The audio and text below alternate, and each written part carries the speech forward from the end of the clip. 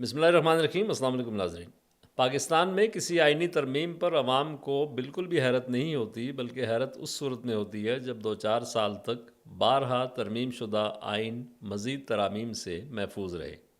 زیادہ پرانی بات نہیں کہ پاکستان کے سابق فوجی عامر جنرل ضیاء الحق نے آئین کو معطل کرتے ہوئے اسے محض کاغذ کا ایک ٹکڑا قرار دیا تھا۔ پھر 1988 میں طیارہ حادثہ کیس میں ان کی موت کے بعد آئین کو جزوی طور پر بحال کیا گیا۔ مگر دلچسپ بات یہ ہے کہ آئین میں زیادہ تر ترامیم سول حکومتوں کے دوران ہوتی رہیں، جنہیں عدلیہ نے بھرپور تحفظ فراہم کیا۔ اب ایک بار پھر 27ویں ترمیم کا غلغلہ ہے، جسے سینٹ کے بعد قومی اسمبلی سے بھی منظور کرا لیا گیا ہے۔ فی الوقت تو اس پر بہت لیدے ہو رہی ہے۔ اپوزیشن نے احتجاجی تحریک کا اعلان بھی کیا ہے، سیاسی مبصرین بھی اسے تنقید کا نشانہ بنا رہے ہیں۔ مگر آپ دیکھیں گے کہ کچھ عرصے میں ہی یہ ترمیم بھی بآسانی ہضم کر لی جائے گی اور پھر راوی چین ہی چین لکھے گا۔ 1999 میں بغاوت کے ذریعے اقتدار میں آنے والے جنرل پرویز مشرف نے 2 بار آئین معطل کیا۔ پہلی بار 1999 میں جب وہ اقتدار میں آئے، اور دوسری بار 2007 میں ایمرجنسی پلس لگا کر، جس کے بعد انہیں مختصر عرصے کے بعد گھر جانا پڑا۔ مگر جیسا کہ ہم نے پہلے ذکر کیا کہ فوجی حکومتوں کے دوران آئین کے ساتھ وہ کھلواڑ نہیں کیا گیا جو جمہوری حکومتوں نے ترامیم کے نام پر کیا۔ حالیہ آئینی ترامیم کی بات کی جائے تو مبصرین کا یہ کہنا ہے کہ 26ویں آئینی ترمیم نے ٹرائیکاٹومی آف پاور کی بنیادیں ہلا کر رکھ دی تھیں، اور اب 27ویں ترمیم نے عملی طور پر آئین کو نیم جان کر دیا ہے۔ اگرچہ یہ موقف خاصا سخت ہے، مگر بہرحال یہ بات کہنے والوں کے پاس بھی اپنی بات کے حق میں دلائل موجود ہیں۔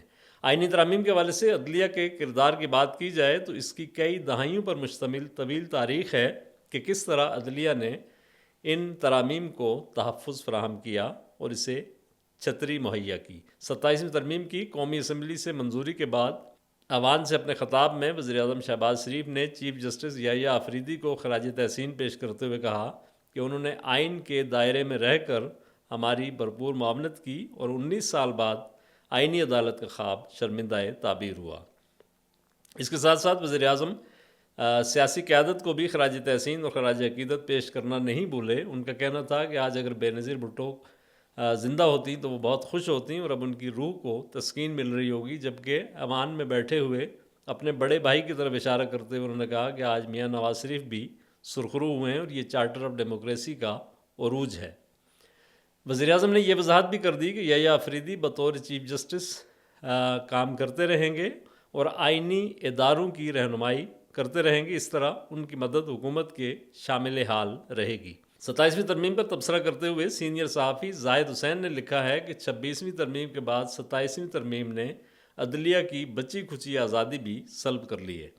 اس ترمیم میں خاص طور پر صدر مملکت اور فیلڈ مارشل کے لیے عدالتی احتساب سے استثناء کو تنقید کا نشانہ بنایا جا رہا ہے، اور یہ استثناء عہدے پر موجودگی کے دوران نہیں بلکہ تا حیات دیا گیا ہے۔ اس کی مثال دنیا میں کہیں نہیں ملتی، بلکہ دنیا کے بیشتر ملکوں میں اگر آپ دیکھیں تو عہدے پر رہتے ہوئے بھی سربراہان مملکت کو قانون سے ماورا نہیں سمجھا جاتا۔ دلچسپ بات یہ ہے کہ پاکستان پیپلز پارٹی کے رہنما جہاں ایک طرف اپنے پارٹی کے بانی چیئرمین ذوالفقار علی بھٹو کو آئین کی تشکیل کے لیے خراج عقیدت پیش کرتے ہیں، وہاں اسی سانس میں آئینی ترمیم کی حمایت کرتے ہوئے اسے جمہوریت کی کامیابی بھی قرار دیتے ہیں۔ آئین ظاہر ہے انسانوں کا بنایا ہوا ہے، اور منتخب نمائندے اس میں ترامیم بھی کر سکتے ہیں۔